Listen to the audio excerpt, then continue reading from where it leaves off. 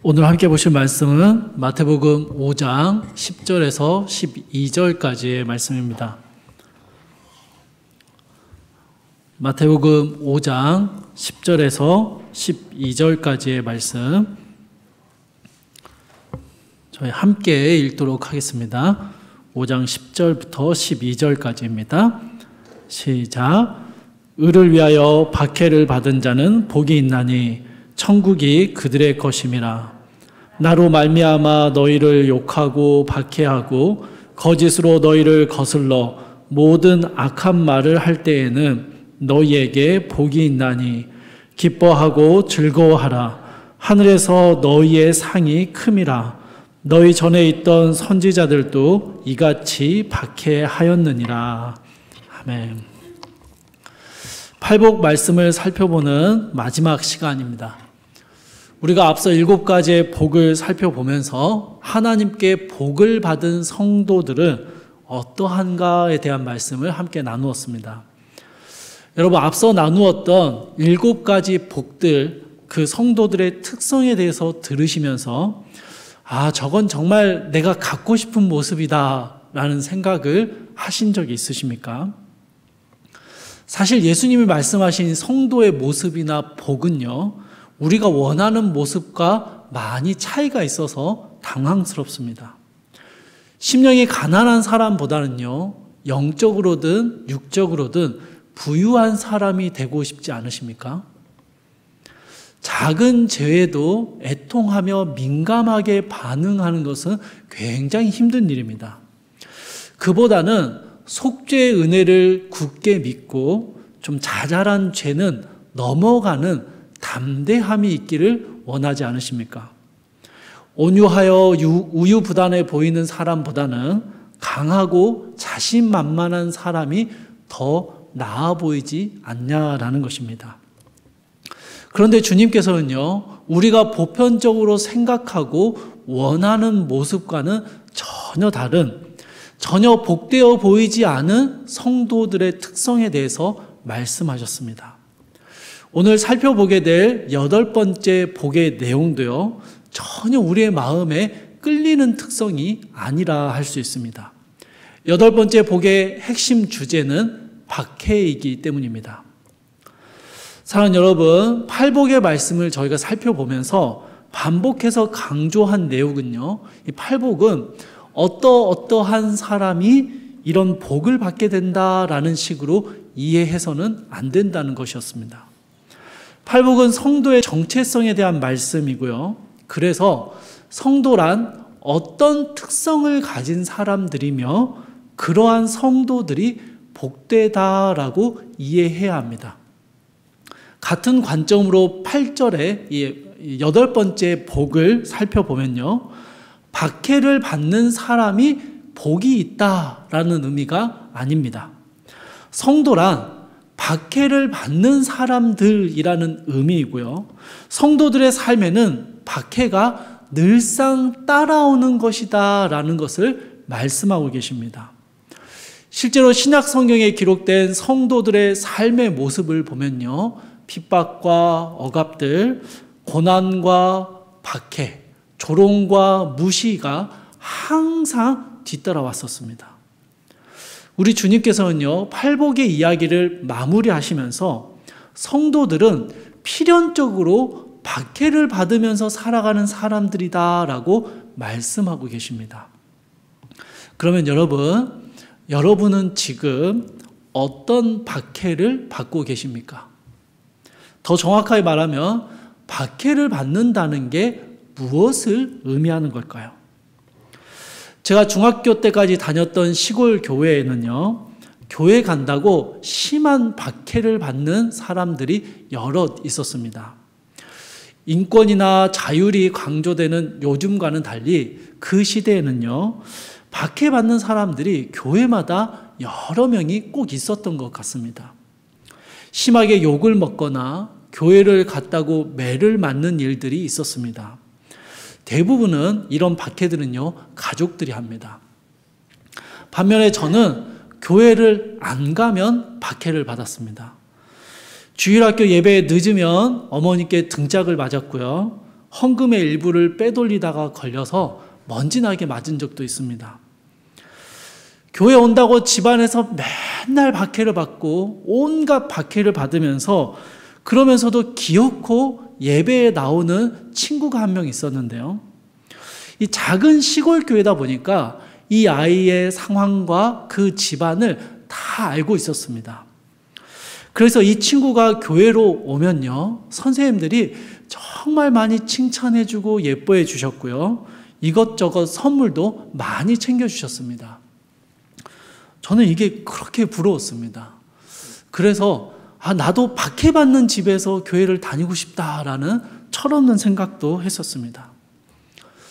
여러분, 우리는요, 흔히 박해라고 하면은 교회를 못 가게 하는 것, 혹은 믿음 생활을 하지 못하도록 막는 것을 생각합니다. 맞죠, 여러분? 많은 교회 역사 속에서 이런 박해들이 있어 왔습니다. 믿음을 부정하게 만드는 여러 가지의 핍박들이 박해입니다.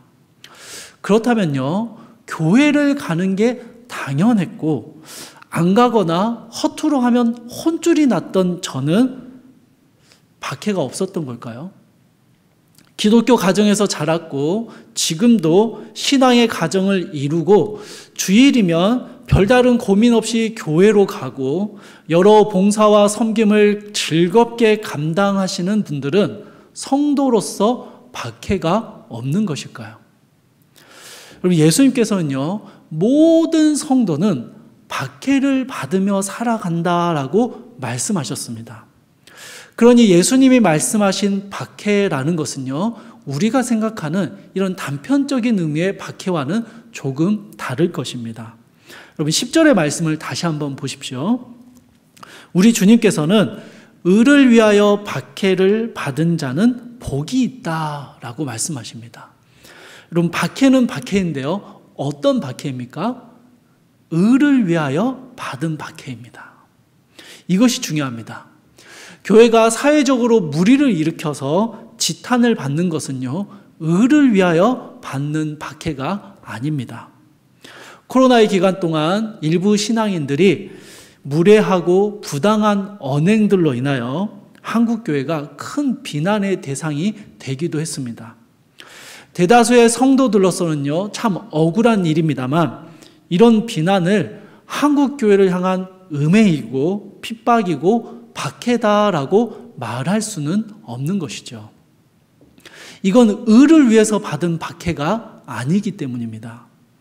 주택가에서 고성으로 전도를 하다가 민원이 들어가고 쫓겨나게 되었을 때 이것을 의를 위해서 박해받았다라고 말할 수 있겠습니까? 당연히 아니죠. 무분별하고 부당한 신앙의 행위로 인하여 상대방의 적대적인 반응을 나타내게 했다라고 생각해야 합니다.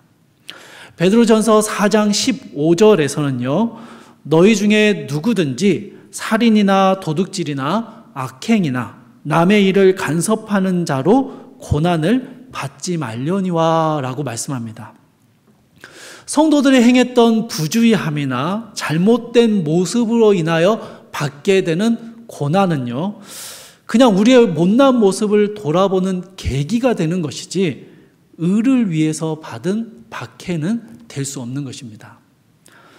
사랑하는 여러분, 주님이 말씀하신 의를 위해서 받은 박해라는 것이 어떤 의미일까요? 이것을 좀 더 명확하게 이해하려면요, 이 팔복의 전체적인 구조를 이해하셔야 됩니다. 그럼 제가 팔복의 말씀이요, 전반부 4개와 후반부 4개가 긴밀하게 연결된다라고 말씀을 드렸었습니다. 이 8번째 복은요, 4번째 복인 6절의 말씀과 연결이 됩니다. 여러분, 6절의 말씀을 보시면요, 의에 줄이고 목마른 자에 대한 이야기입니다. 여러분, 의에 줄이고 목마른 자가 어떤 사람이었습니까? 너무 양심 없이 작년 10월에 들었던 설교에 대해서 대답하라니까 답답하시죠? 여러분, 작년 10월에 나누었던 말씀인데요, 여기서 말하는 주님이 말씀하시는 의라는 것은요, 하나님의 절대적인 의로움을 이야기합니다. 하나님의 선택과 하나님의 주권, 하나님의 뜻하심과 하나님의 계획하심, 그것이 의로움입니다. 그리고 이것을 좀 더 실제적으로 우리의 삶에 적용을 해봤을 때 의란 하나님과의 바른 관계를 의미한다라고 말씀드렸습니다. 처음 들으시는 것처럼 그렇게 보고 계시는데요. 작년 10월에 말씀드렸습니다. 아무튼 여러분, 이런 6절의 내용을 가지고 10절의 말씀을 다시 한번 살펴보면요, 풀어보면 이런 의미입니다. 하나님과의 바른 관계를 위하여 박해를 받은 자는 복이 있나니입니다. 성도는 예수 그리스도의 십자가로 인하여 하나님과 화목하게 된 사람입니다. 이전에는 결코 하나님과 아무런 관계를 맺을 수 없는 단절된 상태였고요, 하나님과 원수였습니다. 그런데 이제는 아닙니다. 하나님과 친밀하게 교제를 나누고 하나님을 닮아가고 하나님의 통치하심에 순종하는 하나님과의 바른 관계를 맺으며 살아가는 것이 바로 성도입니다. 그렇게 성도들이요, 우리 주 예수 그리스도를 따라가고 하나님의 말씀에 순종하며 살아가게 될 때 필연적으로 핍박이 따라오는 것입니다. 하나님과의 올바른 관계를 세우게 되고 하나님의 말씀을 따라 살아가려고 하면 세상의 수많은 가치관들과 부딪히게 되는 것이죠. 여러분, 빛 대신 주님께서요, 이 땅에 오셨을 때 사람들이 어떻게 반응했습니까? 어둠을 비추는 밝은 빛이 이 땅에 왔는데 어둠과 달라서 혹은 자신들이 가진 어둠이 너무 적나라하게 드러나게 돼서 사람들은요, 빛 대신 주님을 거부해 버립니다. 핍박하고 박해했습니다. 예수님께서는 사람들이 나를 박해하였은즉 너희도 박해할 것이다 라고 말씀하셨습니다. 주님을 따라가는 성도들, 이 하나님과의 회복된 관계 속에서 살아가는 성도들은요, 핍박받고 거절당하고 박해받는 것이 당연한 일이다라는 것입니다. 여러분, 말씀을 몇 구절 살펴보겠습니다. 앞에 띄워드릴 텐데요. 디모데후서 3장 12절입니다. 무릇 그리스도 예수 안에서 경건하게 살고자 하는 자는 박해를 받으리라. 그럼 박해를 받는 게 당연합니다. 그리스도 예수 안에서 주님을 따라 살아가고자 하는 성도들은요, 박해가 당연하다라는 것입니다.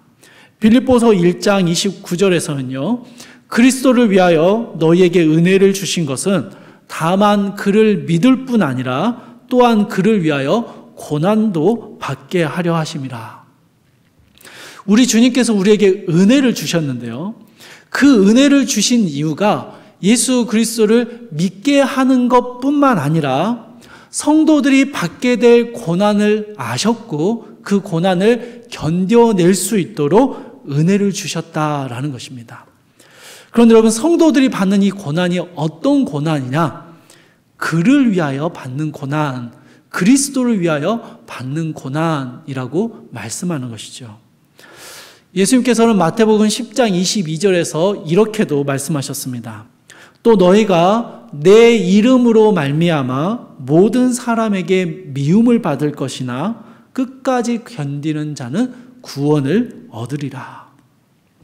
여러분, 성도가 왜 박해를 받습니까? 성도가 받는 박해가 무엇입니까? 그리스도로 말미암아 받는 것입니다. 그리스도로 말미암아 온갖 미움과 질시와 비난과 핍박을 받는 것이죠. 성도들은 그리스도를 따라 살아가고 그 이름에 소망을 두고 살고 예수님의 말씀을 기준으로 삼고 살아가는데, 거기에 순종하며 사는데 이 그리스도가 세상과 너무 다르기 때문에 세상으로부터 박해를 받게 된다라는 것입니다. 주 안에서 사랑하는 성도 여러분, 성도된 우리는요, 세상과 구별된 거룩한 백성들입니다.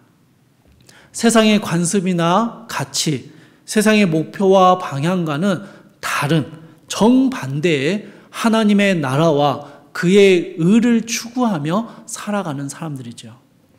그래서요, 우리는요, 삶에서 끊임없이 세상과 부딪히며 살아갑니다.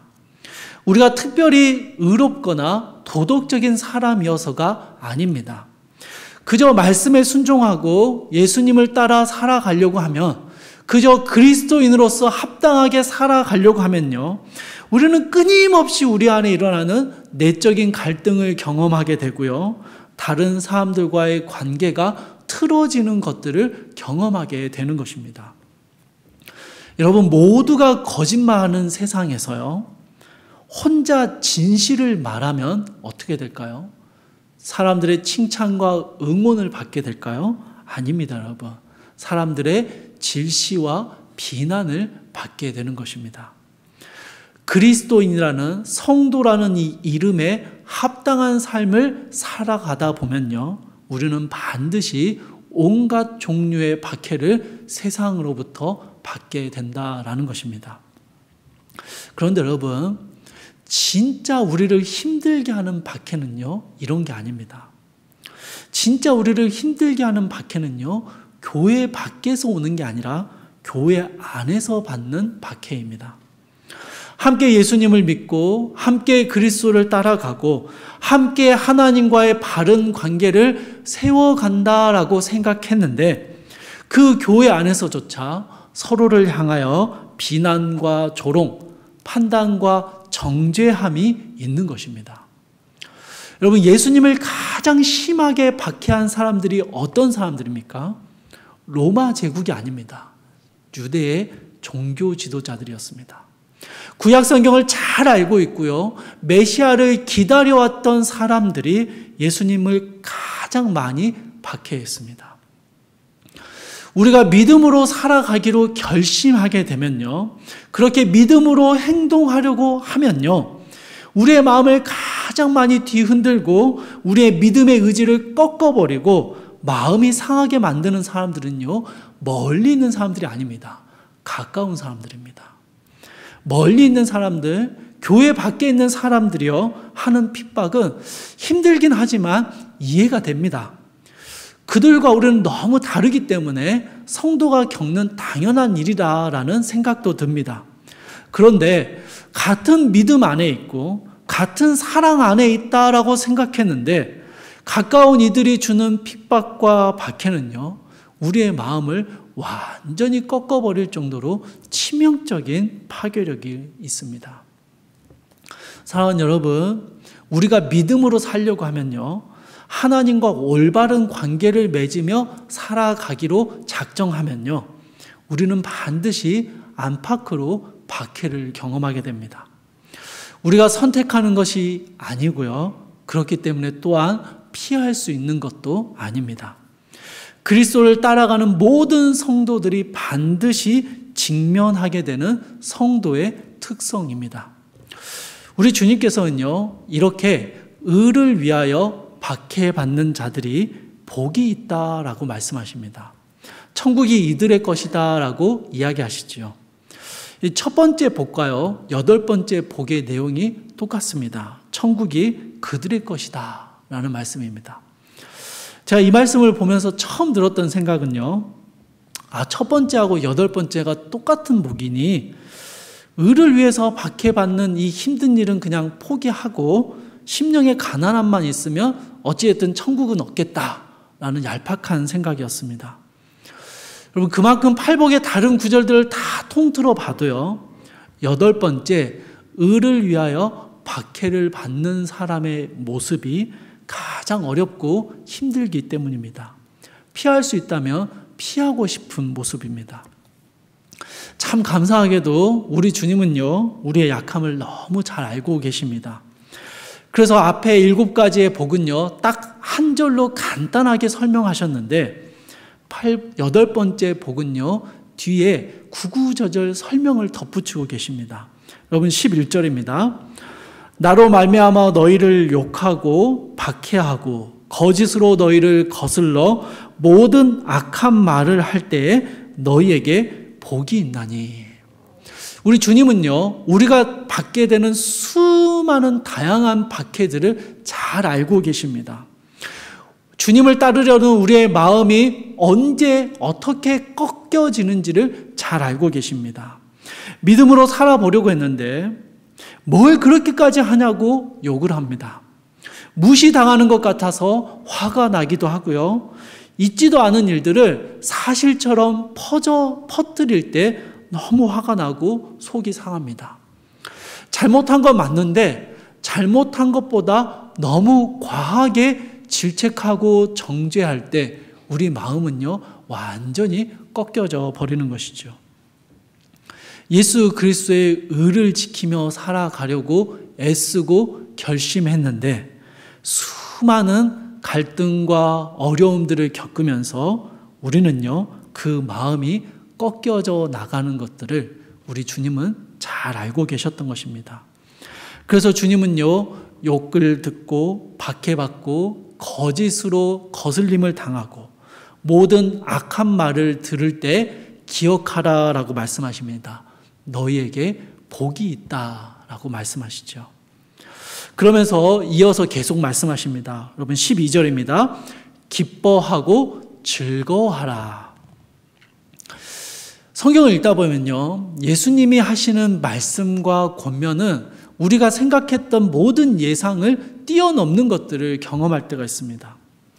여러분, 성도들을 향해서요, 성도는 원래 숱한 박해를 받으면서 살아가는 존재들인데 너희는 천국을 소유하는 복을 얻었으니 잘 참고 인내하라 라고 말씀하지 않으십니다. 지금 박해와 모욕을 당하고 있고 지금 낙심하고 있고 지금 고난 가운데 아파하고 있는데 그런 성도들을 향해서 기뻐하고 즐거워하라 라고 말씀하시는 것입니다. 기뻐한다라는 단어나 즐거워한다 단어는 비슷한 단어입니다. 비슷한 단어를 반복해서 사용하시면서 정말로 크게 기뻐하라라고 말씀하시는 것이죠. 그리고 여러분, 이 즐거워하다라는 헬라어 단어는요, 자랑하다, 황홀해하다라는 의미를 가지고 있습니다. 이건요, 내가 기뻐하기로 작정했어. 기뻐하는 것이 하나님의 뜻이니 이제부터 기뻐할 거야 라고 의지적으로 기뻐하는 모습이 아닙니다. 자기도 모르게 너무 기뻐서 소리를 지르게 되는 그 황홀한 즐거움을 말씀하시는 것입니다. 여러분, 주님께서요, 어떨 때 이렇게 기뻐하고 황홀해하고 즐거워하라라고 말씀하십니까? 박해받을 때요. 우리의 믿음이 꺾어지려고 하고 심한 조롱과 비난에 마음이 상하고 신앙의 길을 걷는 것 때문에 온갖 불이익을 당하게 될 때 그때 기뻐 소리 지르며 즐거워하라라고 말씀하는 것입니다. 사랑하는 여러분, 이게 정말 가능한 일입니까? 이게 어떻게 가능합니까? 고난과 박해는요, 가능하다면 피하고 싶은 아픔입니다. 박해 자체는 결코 기쁨이 될 수 없습니다. 고난과 핍박과 욕설과 저주와 무시와 냉대를 당하면서 어떻게 그것을 기뻐할 수 있습니까?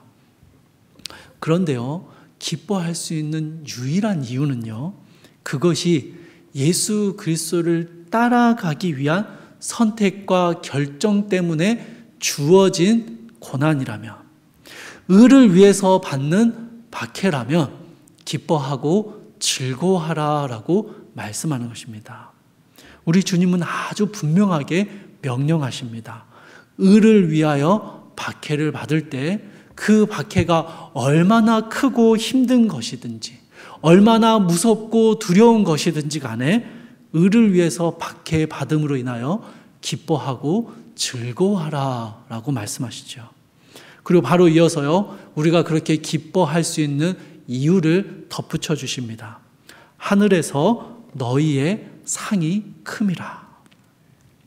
주 안에서 사는 성도 여러분, 성도는요, 이 땅을 딛고 이 땅에서 살아갑니다. 그러나 이 땅이 전부인 것처럼, 이 땅에 속한 것처럼 살지는 않습니다. 이 땅에서의 평온함과 현통함만을 추구하며 살아가지도 않습니다. 성도는요, 주님이 선포하신 하나님 나라의 그 영광을 바라보며 살아갑니다. 영원한 천국의 소망을 가지고 살아가지요. 그런 성도들에게 있어서 가장 기쁘고 가장 즐거운 일이 무엇이겠습니까? 잠시 잠깐 이 땅에서 평안함을 누리는 거요. 그게 진짜 기쁨이겠습니까? 잠시 잠깐 이 땅에서 형통하는 거요. 그게 성도들에게 누리는 가장 큰 기쁨이겠습니까? 아니죠, 여러분. 영원한 하나님 나라에서 누리게 될 그 기쁨과 평안함, 그것을 생각할 때요, 성도는 말할 수 없이 기뻐하고 즐거움으로 황홀해할 수 있는 것입니다. 수많은 믿음의 사람들이요, 이 주님의 주시는 기쁨과 즐거움으로 기꺼이 주를 위하여 박해받는 길을 걸어갔습니다. 사도행전 5장을 보면 대제사장과 사두개인들이 복음을 전하는 사도들을 붙잡아서 옥에 가두고요, 그리스도의 이름으로 다시는 가르치지 말라고 억압을 합니다. 그러자 이 사도들이요, 이렇게 대답을 합니다. 사도행전 5장 29절입니다. 베드로와 사도들이 대답하여 이르되 사람보다 하나님께 순종하는 것이 마땅하니라. 적당히 타협해서 평안함을 얻기보다는요, 하나님께 순종함으로 그리스도의 이름으로 박해받는 것을 기꺼이 선택합니다. 결국은요, 채찍질 당하고 다시 한번 복음 전파를 하면 가만두지 않겠다라는 엄포를 듣고 풀려납니다. 그런데 풀려난 직후에 사도들의 반응을요, 사도행전 5장 41절은 이렇게 기록합니다. 사도들은 그 이름을 위하여 능욕받는 일에 합당한 자로 여기심을 기뻐하면서 공회 앞을 떠나니라. 여러분, 여기서 이 기뻐하다라는 단어가 이 팔복의 8번째 복에 나오는 기뻐하다라는 단어와 똑같은 단어입니다. 여러분, 한번 상상을 해보십시오. 당시에요, 채찍이라는 건요, 맞으면 살점이 뜯어져 나가는 잔인한 형벌 도구였습니다. 그 채찍을 맞고 내버려지듯이 공회 앞에 던져졌을 텐데요, 그런 사도들이 그리스도의 이름을 위하여 박해받음에 기뻐하고 있는 것입니다. 여러분, 얼마나 미친 사람들처럼 보였을까요? 채찍질 당하더니 드디어 정신줄을 놔버렸구나, 이렇게 여겨졌을 것입니다. 여러분, 그런데 이들의 기쁨이요, 그냥 너무 힘들지만 그냥 억지로 막 쥐어짜면서 기뻐하는 게 아니었습니다. 이들은요, 자신들의 온 인격과 영혼을 다해서 진정으로 하나님으로 인하여, 예수 그리스도로 인하여 박해받게 된 것을 기뻐했습니다. 그들이 기뻐한 게 진심이었다는 것을 알게 해주는 구절이요, 바로 그 다음 사도행전 5장 42절에 나옵니다. 그들이 날마다 성전에 있든지 집에 있든지 예수는 그리스도라고 가르치기와 전도하기를 그치지 아니하니라. 여러분, 박해를 받았습니다. 그 박해가 너무 아프고 힘들었어요. 그런데요, 그 박해를 전혀 두려워하지 않고 더 열심히 복음을 전했습니다. 박해받는 것이요, 즐거웠습니다. 사랑하는 성도 여러분, 성도가 받는 박해, 의를 위하여 받는 박해는요, 성도를 무너뜨릴 수가 없습니다. 오히려 믿음의 길을 걸어가도록 하는 원동력이 됩니다. 주님이 당하셨던 고난을 나도 당하고 주님이 가신 그 길을 우리도 걸어갈 수 있게 되었다라는 이 말할 수 없는 기쁨과 즐거움을 얻게 합니다. 그래서 여러분, 성경은요, 고난이나 박해에 대한 주제에 대해서 이야기할 때마다 항상 기뻐하고 즐거워하라라고 권면합니다. 성도만이 누릴 수 있는, 성도만이 나타낼 수 있는, 세상은 도무지 알 수 없는, 이해할 수 없는 성도의 특성입니다. 로마의 네로 황제가 기독교 대박해를 시작하던 무렵에 소아시아에 흩어져 살던 성도들은요, 혹독한 현실을 맞이하고 있었습니다. 유대인들과 이방인들로부터 수많은 핍박들을 겪고 있는 중이었는데요, 거기에다가 국가적이며 조직적인 잔인한 박해가 교회와 성도들을 뒤흔들고 있었습니다. 베드로는요, 유례없는 박해를 직면한 소아시아 성도들에게 베드로 전서를 써서 보냈습니다. 여러분, 그래서 베드로 전서에는요, 고난과 박해받는 성도들을 향한 여러 권면들이 들어가 있습니다. 혹시 여러분 중에 내가 지금 고난과 박해 가운데 있다라고 생각이 되는 분들은요, 베드로전서의 말씀을 천천히 읽고 묵상해 보십시오. 고난 중에 있는 성도를 향한 하나님의 위로하심을 많이 느끼게 되실 것입니다. 이 베드로가요, 박해받는 소아시아의 성도들을 위로하면서 주님의 말씀을 기억하고 자신의 경험을 담아 성도들에게 권면을 해 주었습니다. 여러분, 베드로전서의 말씀을 함께 찾아보겠는데요. 베드로전서 4장 12절 말씀입니다. 제 성경책으로 신약성경 382쪽에 있습니다.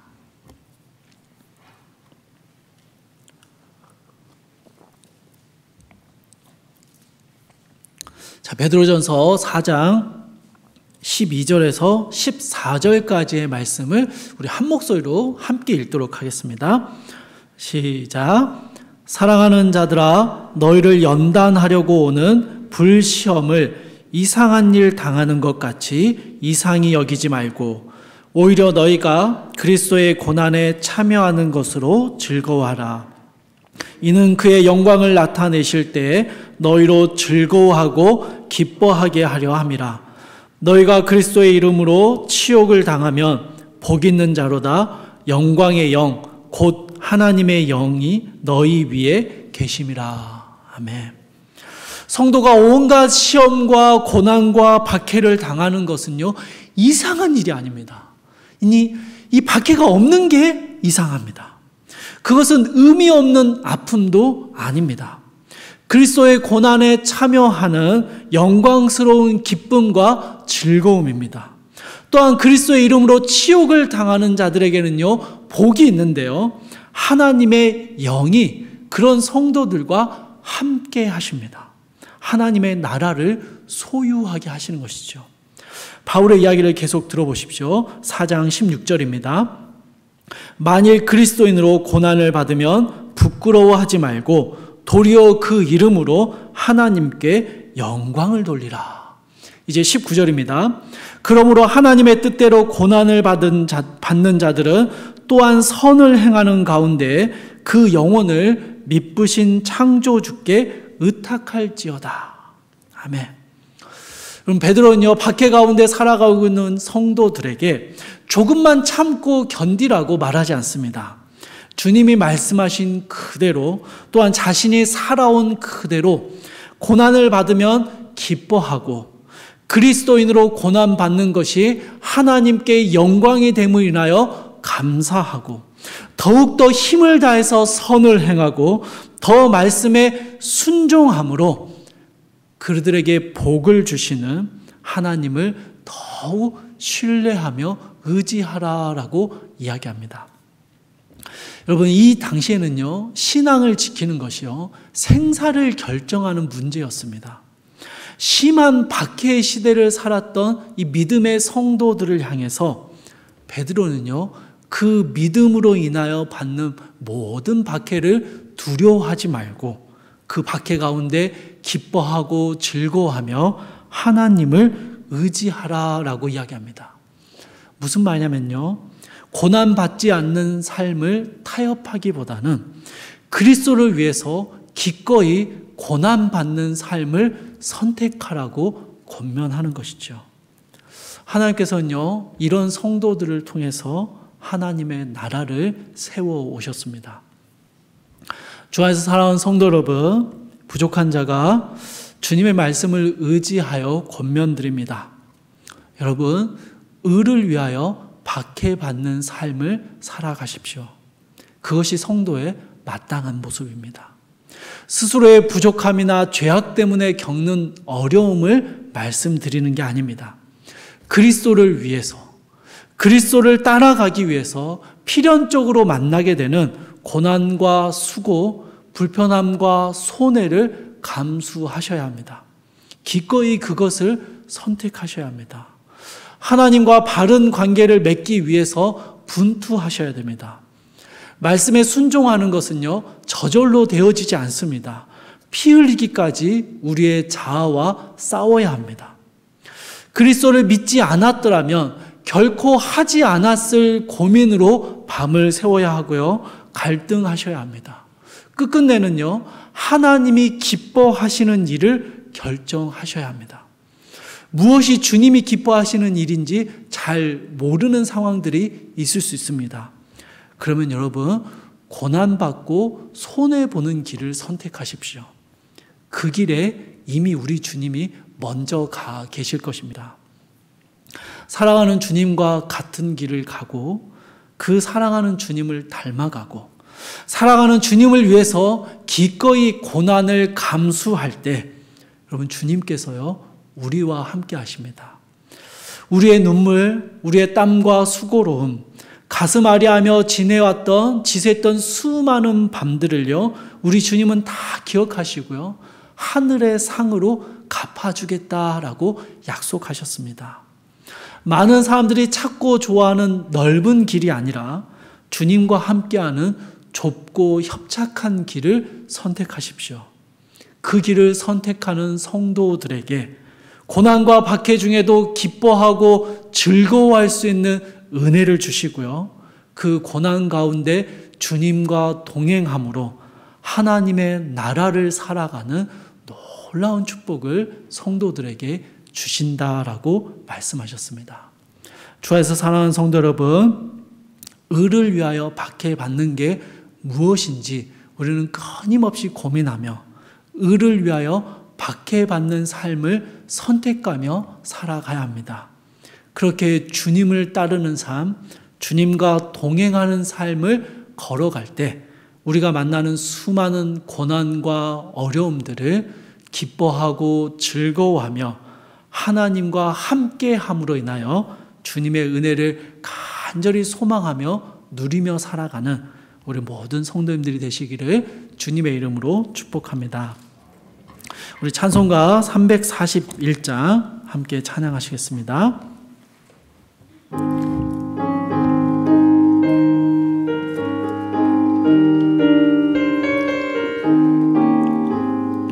십자가